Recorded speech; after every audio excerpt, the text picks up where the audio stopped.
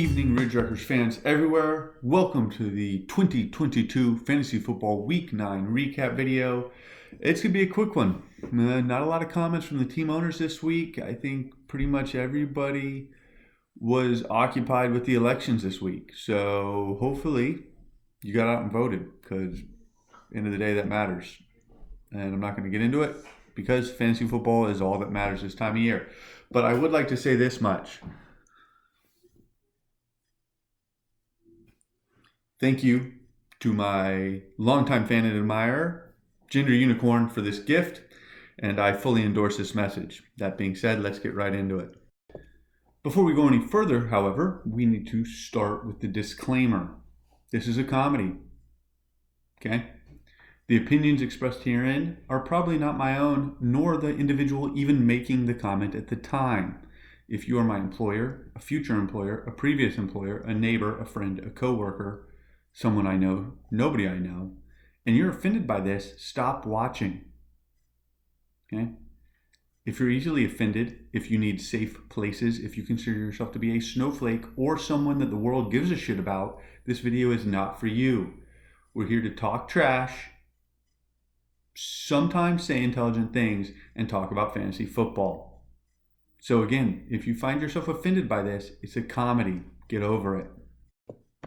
All right, Week 9 results had the media losing to their rival Avoid the Noid 105 to 128 points. Not the outcome we wanted. We had a couple of dud players, but everyone on my bench was either on a bye or injured and out. So I didn't have much choice, but also my team's just continuing to fail to perform. I don't know what to do about that. Maybe if you're better at fantasy football, you can tell me. But in the end of the day, it is what it is. All right. So Gender Unicorn fell to Dynasty Reimagined 99 to 115. Social Justice Warrior put a epic smackdown on your worst nightmare, 161 to 85 points. 161 points. Seriously? Booty Lickers did a good solid putting up the league low for this week at 75 points even. Suckaditka won that one at 108 points. Nut and Butt Sacks lost to Jack's Jags. Nut and Butt Sacks put up 95 points. Jack's Jags put up this week's high for the league with an outrageous 173.52 points.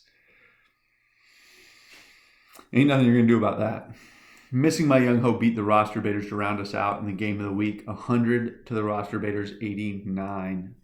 Good job to all the victors this week. That brings our standings with some major changes. All right, after 9 weeks, our standings have Avoid the Noid, Social Justice Warrior, and Missing My Young Ho in the top 3 spots. The Booty Lickers, Suckadick, and the Roster Baiters bring us 4th through 6th. Jack's Jags, Dynasty Reimagined, and the media bring us through 9. Gender Unicorn, Nut and Butt Sacks, and Your Worst Nightmare round out the bottom 3, and the caboose position still being held on tightly by Your Worst Nightmare. The middle spots, pretty much everybody in 2 through 8, 9, really has a shot still at getting into the playoffs. So every week matters. All that leads us to Week 10's preview. All right, Week 10 has Gender Unicorn playing the Roster Baiters, Your Worst Nightmare going up against Dynasty Reimagined. It's kind of like watching your sister kiss your brother. I mean, Your Worst Nightmare has just been raped so many times by Dynasty Reimagined on the trade platform that it's embarrassing. Nobody likes watching it. Booty Lickers goes up against Avoid the Noid in the game of the week. Missing My Young Ho plays Jack's Jags, and Nothing But Sacks goes up against Suckaditka in what should be a good trash-talking game. Those two team owners hate each other and agree that both of their teams fucking suck this year. Now, the media goes up against Social Justice Warrior. In what's going to be a loss for Social Justice Warrior, more embarrassing than being beat by a guy who had a stroke 6 months ago and can't even form a full sentence. So, yeah, that's coming at you full force. Yeah, there you go. I only got a comment from 2 of the team owners this week. One of them was the team owner of Suckaditka, and this is what he had to say after he slapped his flaccid ditka all over the Booty Lickers this week. Slapping my ditka all over that oiled up booty licker was exactly what my team needed to get back on track. I feel good on the outside about the victory, however, on the inside it feels like something is missing. Usually Team Booty Lickers gobbles up my ass like he's eating Thanksgiving dinner. Gobble, gobble, gobble, gobble. Team owner of Missing My Young Ho had this to say about his victory over the roster baiters last week in his upcoming matchup against Jack's Jags. My season's going well considering 2 of my first 3 picks are no longer on my team and my keeper has played 1 healthy game the whole year. Good team management and most importantly, luck have been key. Yeah, I got to agree with you. Fantasy football is 90% luck. I've got to get back to seeding the atmosphere over Jacksonville in an attempt to get Nicole to knock Jags banker Power out in preparation for this week's matchup against the best team in the league recently. Unfortunately, St. Augustine is on that list.